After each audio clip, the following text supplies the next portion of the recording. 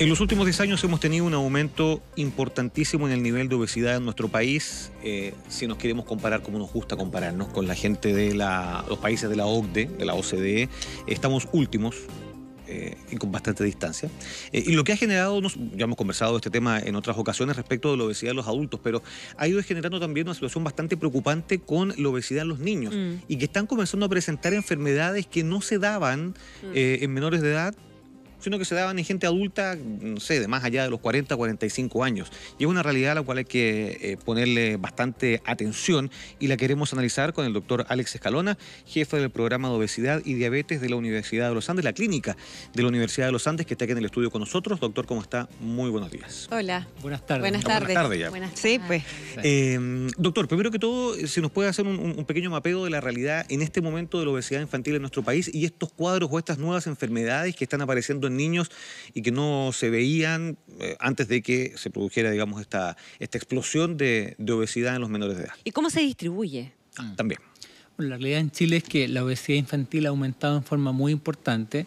De hecho, Chile es uno de los países donde el crecimiento de la tasa de obesidad, de prevalencia de obesidad, es una de las más altas en el mundo. Y eso, de alguna manera, ha ido teniendo como consecuencia un aumento importante de la obesidad en adolescentes y posteriormente en adultos. De hecho, una de las enfermedades más icónicas que tiene la obesidad tanto en niños como en adultos es la diabetes tipo 2, llamada diabetes del adulto. Y hoy día, paradójicamente, se da que en niños es más frecuente encontrar diabetes del adulto, que es una consecuencia de la obesidad, más que diabetes infantil o del niño, que es la diabetes llamada tipo 1. Claro. ¿Eso antes no pasaba? Eso antes no pasaba. No se veía. Hace 20, 30 años atrás, los niños diabéticos normalmente eran diabéticos tipo 1, llamada diabetes de los niños, diabetes infantil. Y hoy día es más frecuente encontrar un niño diabético como causa de diabetes tipo 2 o de adulto por obesidad que diabetes tipo 1 o del niño. ¿Y de qué edades? Desde los 5, 10 años, o sea, en muy adelante. Chiquitito. Muy pequeños, así es. Yo le preguntaba cómo se distribuye porque uno es inevitable hacerse la pregunta de si esto tiene que ver o no con niveles socioeconómicos, tiene que ver con, aparte de la distribución de las edades, digamos. Sí. Bueno, los datos en Chile muestran que así como la obesidad en adultos tiene una distribución diferente en estratos socioeconómicos, es más alta en estratos más bajos, con menos acceso a educación superior. La obesidad infantil sigue el mismo patrón. Es más frecuente encontrar niños con obesidad en estratos socioeconómicos más bajos, con menos ingreso familiar y con menos acceso a educación superior.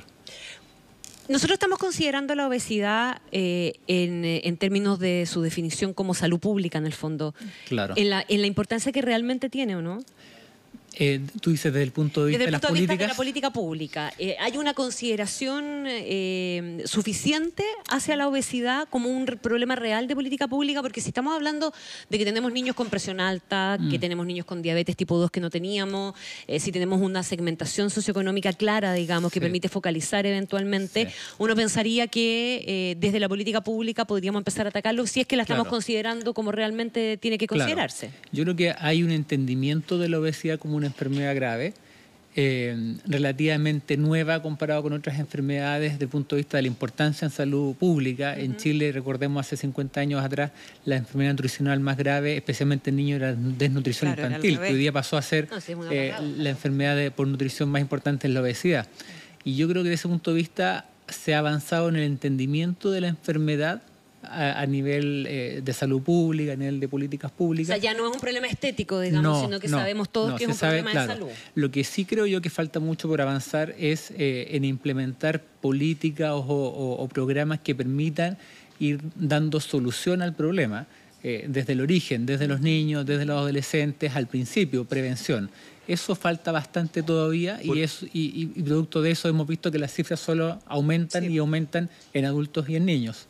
Porque de nuevo es un problema, y me vas a decir al tiro, sí, de instituciones que tampoco conversan, porque aquí debiera tomar un rol súper importante el Ministerio de Educación, el Ministerio de Desarrollo Social, el Ministerio de Salud. O sea, no solamente un problema del Departamento de Obesidad y de Salud del Peso, del mucho más integral. Uno ve ciertas iniciativas, no sé, el programa Elige Vivir Sano, los kioscos saludables, uno ve los sellos, por ejemplo, los alimentos, no sé, alto en calorías, en azúcar, todo eso. Pero Pero ¿qué más se necesita entonces y a dónde hay que, valga el concepto, hincar el diente para poder sacar adelante, digamos, estas cifras que son bastante malas, más allá de que estas políticas públicas, a lo mejor, lo que hemos comentado recién, pueden servir como para crear conciencia, pero todavía a lo mejor no se ven resultados contundentes en materia específicamente de la salud de los niños? Claro. Bueno, en general muchos países han ido orientando sus esfuerzos de políticas públicas y económicos en prevención, incluso asumiendo el costo que significa el despreocuparse un poco del tratamiento de gente ya más enferma, porque es muy costoso, es complejo, es mucha gente en muchos países del mundo, son millones y millones de personas. Entonces, considerando los costos y los recursos disponibles, han ido enfocándose en prevenir, especialmente en niños, donde en teoría, si se hace un esfuerzo importante ahí, que es de menos costo económico prevenir que tratar enfermedades, podría eso implicar un resultado a mediano o largo plazo, disminuyendo las cifras en adolescentes o en adultos. Pero ¿en qué sentido debieran adoptarse esas medidas? O si hemos estado bien encaminados en lo que se ha hecho en el último tiempo. Porque efectivamente se han adoptado las medidas que mencionaba Armando, pero no sé si todavía no vemos los resultados de esas medidas o si definitivamente no son suficientes y hay que ir más allá. Es difícil decirlo porque, por otro lado, si uno mirara el vaso a medio llenar, quizás no sabríamos cómo estaríamos hoy día si no se hubieran implementado algunas políticas, como la ley de etiquetado, por ejemplo.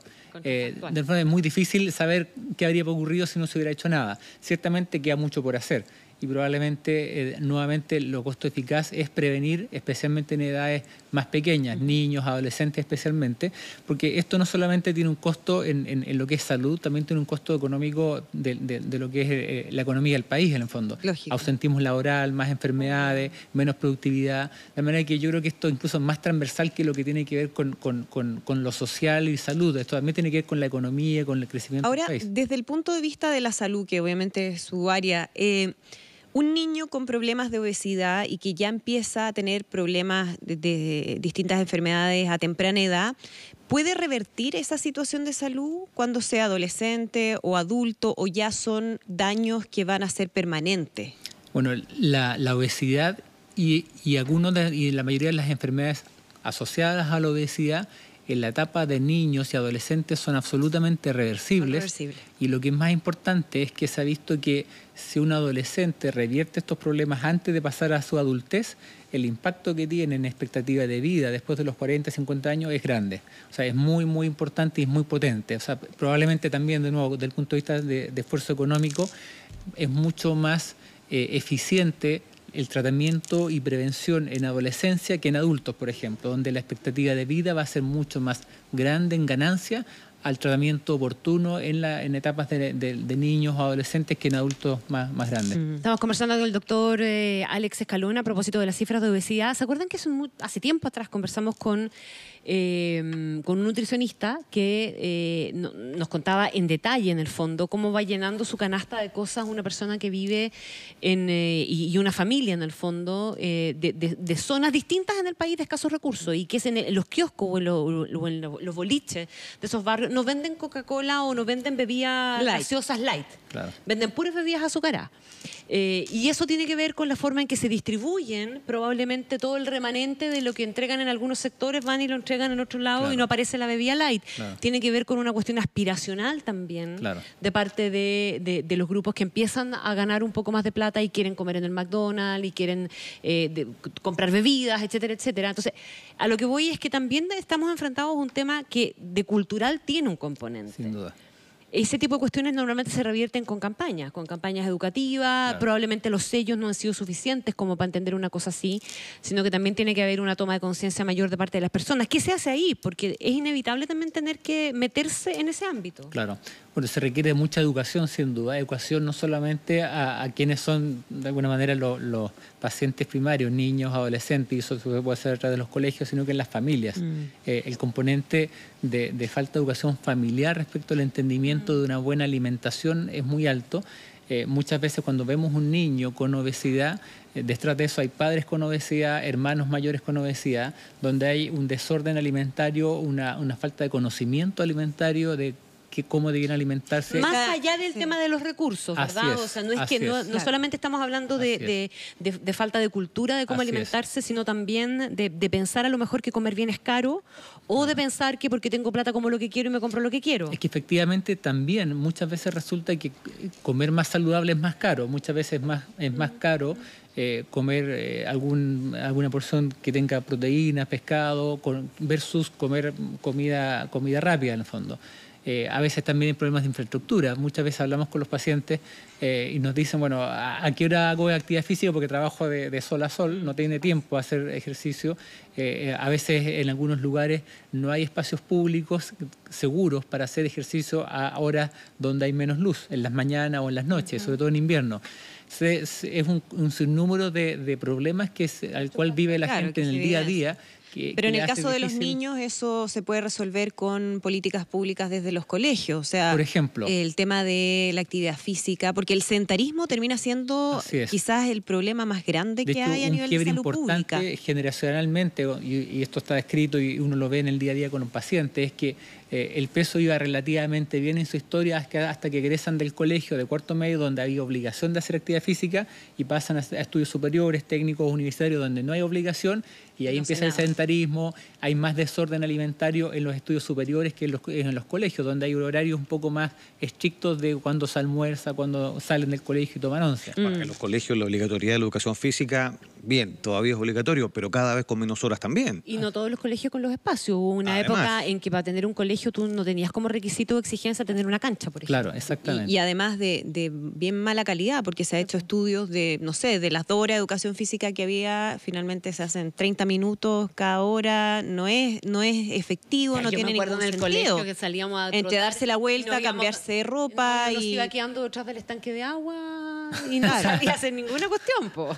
Pero ahí el sedentarismo como problema, porque una cosa es la alimentación y evidentemente que es fundamental, pero el tema de la actividad física en nuestro país también es un problema significativo y también tiene un sesgo socioeconómico muy fuerte. Sin duda. Pareciera ser más un problema la distribución en cuanto a nivel socioeconómico o estudios superiores, la alimentación más que la actividad física. Pero ambos tienen alguna relación con el acceso a los recursos, infraestructuras que permita alimentarse mejor o hacer actividad física. Doctora Escalona, y dentro de la alimentación, ¿cuál es el veneno mayor? ¿Es el azúcar? ¿Son las grasas? ¿Qué es lo que peor nos hace? Es una pregunta muy interesante porque hasta hace 20 años atrás hubo mucha difusión e entendimiento de que el problema eran las grasas. Hasta hace 15, 20 años atrás las campañas en todo el mundo, partiendo por Estados Unidos, que partió con este problema mucho antes que nosotros, era contra las grasas, la grasa saturada, bajar las grasas, el colesterol. Más datos, más evidencia de la misma información fue mostrando que pareciera que la grasa no era el problema. Y el problema mayor hoy día, claramente más identificado, son los azúcares en general, especialmente azúcares refinados, más que las grasas. De hecho, había incluso cuestionamientos a la información que se tenía en ese tiempo respecto de la manipulación de información o de datos respecto de la industria. El lobby azucarero, la misma industria. Era brutal en aquella época. Estudios financiados por la misma industria. Decían que la grasa era lo más malo. Exactamente. Lógico. Claro. Sí. Hoy día claramente los azúcares son el problema más importante, sobre todo azúcares refinados. Doctor Alex Escalona, jefe del programa de obesidad y diabetes de la Clínica de la Universidad de los Andes, muchísimas gracias por estar hoy con nosotros. Muchas gracias a ustedes. Gracias. Bien, buenas tardes.